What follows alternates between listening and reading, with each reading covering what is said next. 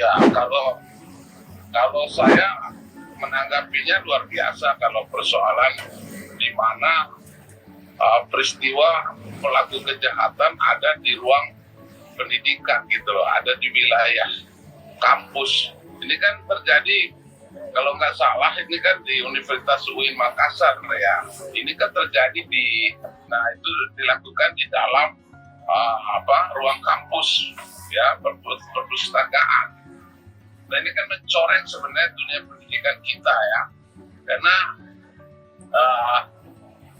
perilaku kejahatan ya membuat, mencetak, menyimpan, menyebarkan uang palsu ini kan sebenarnya ini kejahatan yang luar biasa dan ancamannya pun berat itu sesuai dengan Undang-Undang Nomor 7 di tahun 2011 itu kan di pasal 36, 37 itu kan ancamannya 10 tahun sampai dengan seumur hidup seperti itu Arinda. Jadi ini luar biasa, apalagi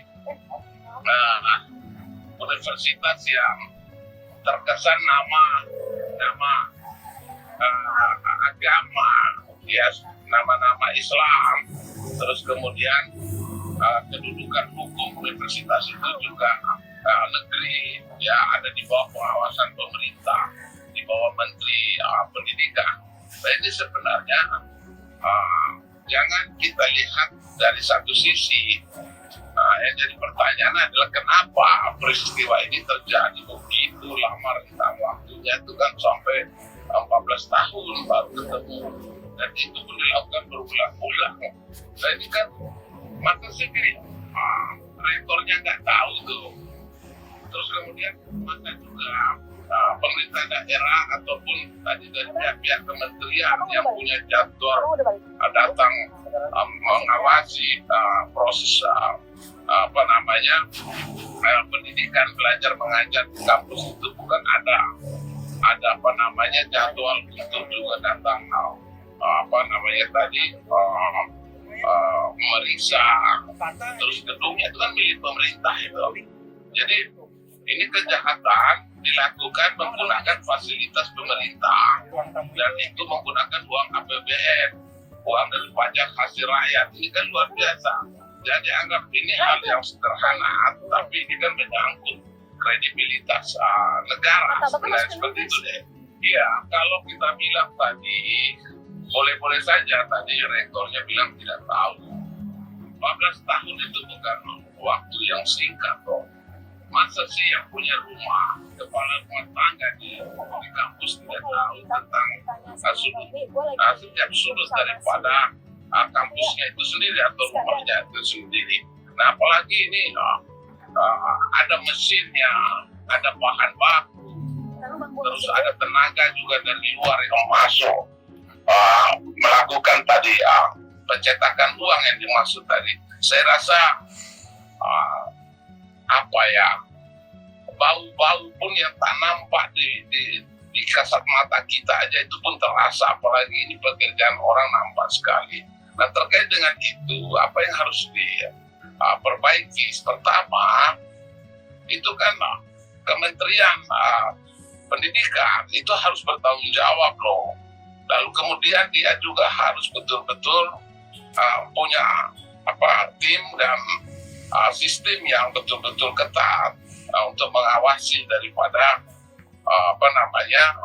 sistem proses belajar mengajar di kampus ini, karena ini menyangkut generasi kita, dan generasi kita ini kan tidak bisa kita kotori dengan perbuatan-perbuatan yang seperti ini. Nah tentu juga selain pidananya, kan tentu ada juga diatur di dalam Badan Hukum Perguruan Tinggi itu di Undang-Undang Nomor 12 2012 juga itu diatur tentang tidak boleh melakukan kejahatan pidana maupun kejahatan hak asasi manusia di dalam ruang kampus sendiri, dan itu juga ada penerapan pidananya dan seterusnya. Nah tentu ini tidak boleh pemangku jabatan tadi atau rektornya, terus kemudian dinas dinas pendidikan, terus kemudian sampai dengan menteri pendidikan Republik Indonesia juga harus ikut turut serta bukan hanya menyelesaikan masalah ini, tetapi bagaimana cara persoalan ini tidak boleh terjadi di negeri ini, karena ini memalukan ya di dunia pendidikan kita. Jadi seperti itu deh. Ya, kalau di Undang-Undang Nomor 7 tahun 2011 itu kan diatur di situ pasalnya itu ada 244, 245, 246, 250, terus kemudian itu di pasal 36 ayat 1, 2 dan seterusnya, pasal 37 juga itu diatur. Itu memang berat itu hukumannya. Jadi itu hukumannya bisa 10 sampai seumur hidup ya, 10 tahun, 15 tahun, 20 tahun sampai seumur hidup, seperti itu deh. Itu pesan saya sebenarnya untuk aparat penegak hukum ya, intinya lebih baik bagaimana menghalangi satu kejadian, lebih baik itu mengantisipasi jangan sampai terjadi perilaku kejahatan, khususnya kejahatan tentang perbankan seperti ini ya, terkait mata uang kita ya. Saya tidak percaya kalau aparat penegak hukum yang ibarat bahasa jarum jatuh di jerami saja mereka pasti tahulah, karena bukan hanya soal kepolisian, intelijen juga, TNI juga, mereka kan punya tugas sama-sama tentang itu, tentang stabilitas nasional seperti itu, keamanan. Nah, tapi yang saya herankan, kenapa ruang kampus yang begitu terbuka tetapi bisa menyimpan kejahatan dan kebusukan itu selama 14 tahun itu. Nah, ini kan saya rasa bahwa inilah tidak profesionalismenya ya, tentang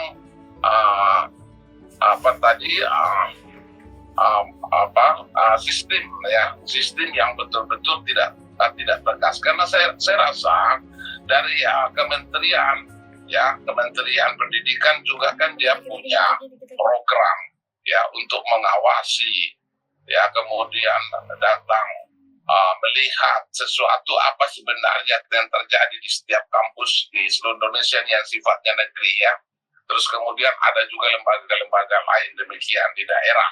Ada Pemkotnya, ada gubernurnya, ada bupati, wali kota, dan ada juga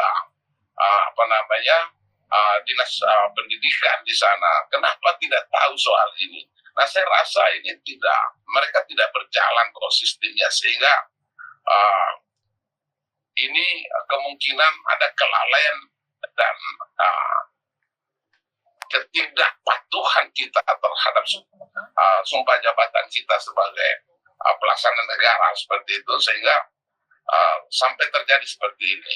Nah, apalagi ya ini kan ada juga kita dengar ya hasil penyelidikan dan penyidikan polisi bahwa ada salah satu oknum ya yang ingin caleg lalu mau menggunakan uang itu. Ini kan luar biasa.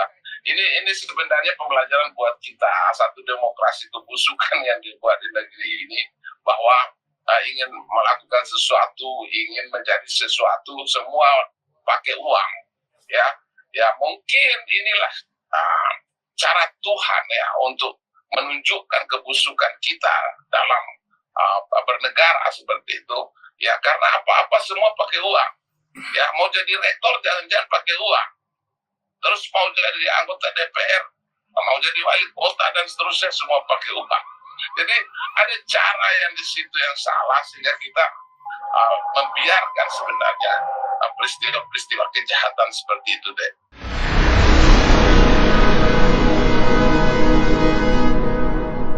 Jadi jangan lupa untuk subscribe Cumi Cumi. Ditekan ya tombol lonceng merahnya.